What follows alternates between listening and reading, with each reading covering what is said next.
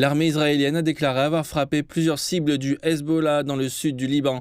Elle a indiqué avoir ciblé 2 dépôts d'armes près de la ville du sud de Sidon et frappé une autre zone où il y aurait des combattants du Hezbollah.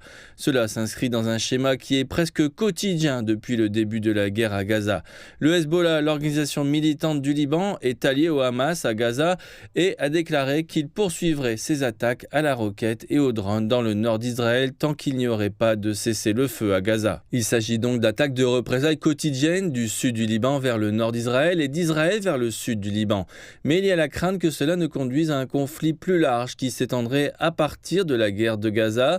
Par ailleurs, le Premier ministre israélien insiste sur le fait que le seul moyen de mettre fin à cette guerre est d'écraser militairement le Hamas et que le seul moyen d'y parvenir est de se rendre dans la ville méridionale de Rafah, à la frontière avec l'Égypte, où plus de 1,4 million de Palestiniens ont trouvé refuge.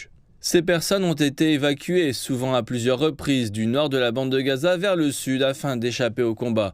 Elles sont maintenant massées dans des conditions humanitaires très difficiles. Il y a le manque de nourriture, le manque d'eau, le manque de logement et des gens qui dorment dans les rues. L'armée israélienne et le Premier ministre ont déclaré que ces personnes seraient évacuées avant qu'une invasion terrestre ne se dirige vers Rafah. Cependant, aucun calendrier n'a été fixé jusqu'à présent pour cette évacuation et on ne sait pas où ces personnes pourraient se rendre. Il n'y a pas beaucoup d'endroits évidents, la majeure partie de Gaza est en ruine. Il n'y a pas eu de calendrier pour cette invasion, mais ces 2 derniers jours, l'un des 3 membres du cabinet de guerre israélien a déclaré que si les otages restants, au nombre d'une centaine, n'étaient pas libérés par le Hamas avant le début du mois sacré du Ramadan, qui commence vers le 10 mars, l'invasion terrestre commencerait. C'est donc la première indication concernant la date de l'invasion terrestre, mais on ne sait toujours pas quand l'évacuation des civils aurait lieu.